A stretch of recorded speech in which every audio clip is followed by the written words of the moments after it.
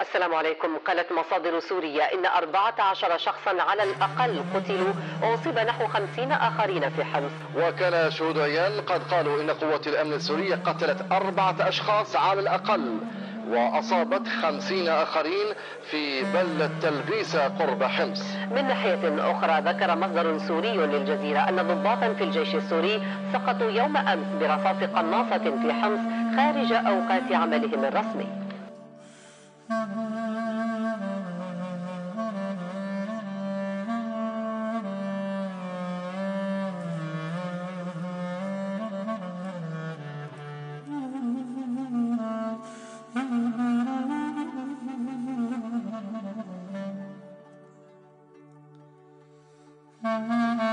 شارك ولو بدعائك.